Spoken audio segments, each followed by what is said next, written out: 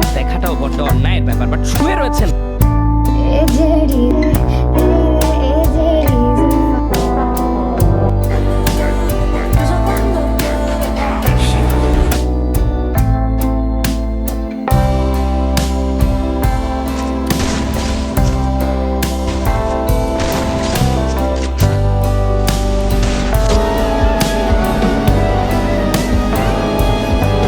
আমি একজন sports player, আমি কখনো হারি না, হয় জিতবো না হয় শিখবো।